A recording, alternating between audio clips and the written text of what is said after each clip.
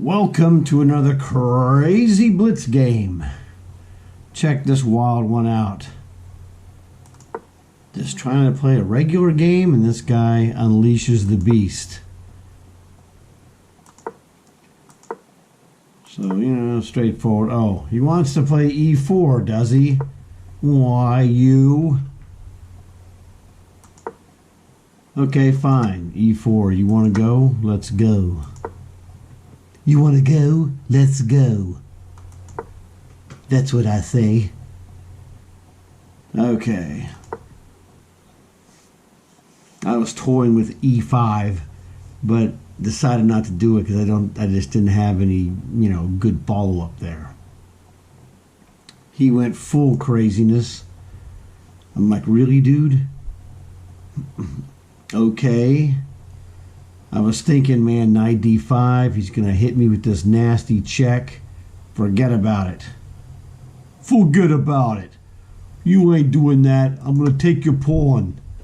So I took his pawn. He's like, I'll take your knight. I haven't looked at the computer analysis, so I don't know for sure which way this is going.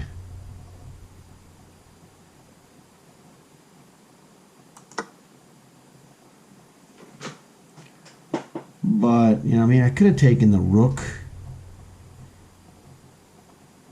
But I thought, maybe I need to develop. That was my idea here.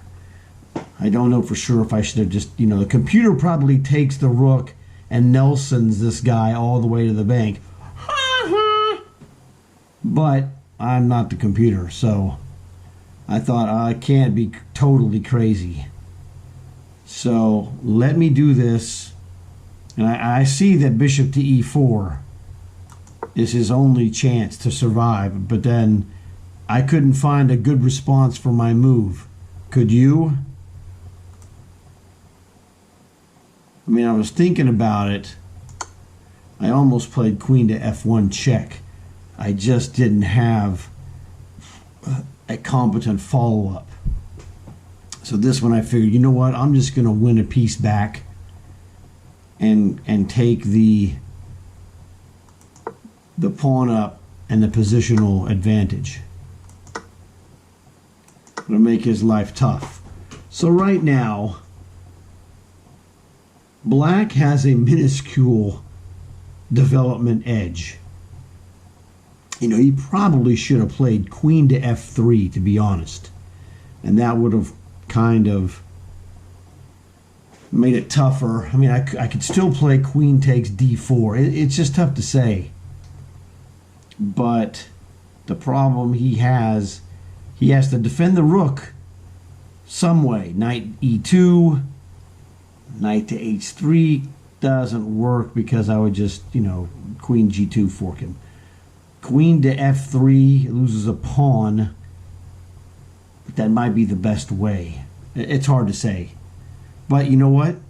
It's his decision, not mine. And that's the key. So I'm like, hey, dude, look. I have this minuscule advantage with one pawn, queen centralized and perched close. I'm going for it. c3 looks like a solid move, but it's just one of those things that maybe he needed to play something different, but I don't know what it was. King to c3, maybe? Or, it's like, dude, are you not seeing bishop h6 is just staring you in the face? So I can't say that c3 was a good move. c3, it has to be double question mark, actually. Because he just lets me play what wins. So c3 is a double question mark. Maybe king c3 is the move. I don't know. Or maybe he needed to go somewhere else. Rook f1 maybe. Because this is just a nasty sequence for him. He lost a rook. He's losing more. I could take his queen. But it's so devastating that I'm not taking his queen.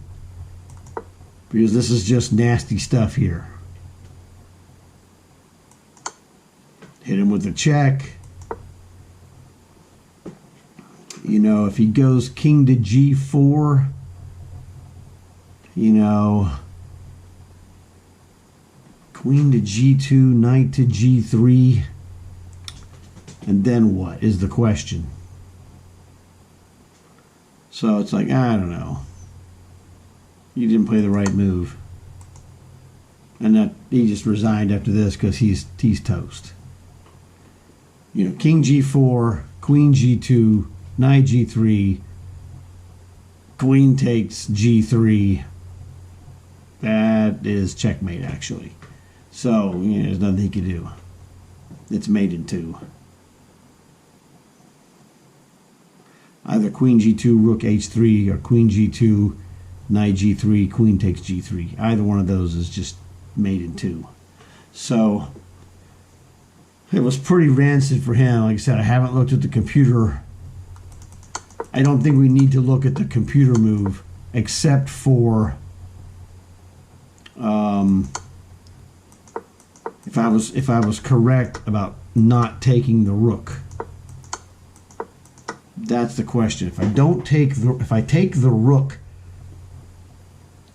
he can, you know, if I take the rook, he gets to go queen h5, g3, I mean g6, bishop takes. That just mates. I can't take the rook. So you see, my spidey senses were correct. Queen takes f6 is the correct move, because he unleashes the counterattack that blitzes me off the board. So I didn't analyze it because it didn't seem like I needed to analyze it. My spidey senses said, don't take the rook, just take the pawn. Don't be greedy. You know, you're going to come out of this. You can not be greedy and come out of this with a slight advantage. That's you have a better position and a pawn. It's a deal. I mean, right here, black has one pawn up plus a positional advantage because I can still castle, and he's not castling.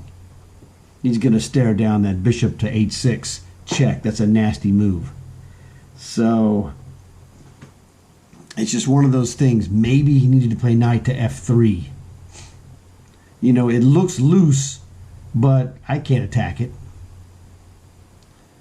So, you know, c3 for sure is an absolute losing move. You know, it does nothing to address bishop to h6 check.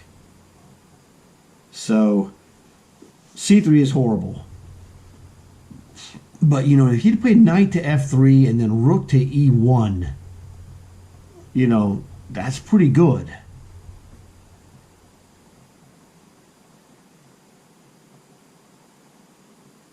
Because he could have played rook to e1 here with his knight on f3, and then I could check him, you know, and then, you know, maybe he comes up with something. He's got, what do you call it? He's got king c3, and I don't have another check, really, with his knight on f3. Okay, so when he goes king to c3, as horrible as that looks, actually it's pretty good because his bishop can get out, his queen can get out, and I don't have anything on the queen side because the bishop is on h6. So I think he just made a, you know, a blitz chess quickie move mistake that's not obviously a mistake until you start, you know, seeing what happens. So it was a real goofy game, but worked out great for me. So you know what the deal is. Like, subscribe, and comment. Tell your friends, but don't tell your enemies because they'll use my information to beat you. You guys know what to do. I'll talk to you later.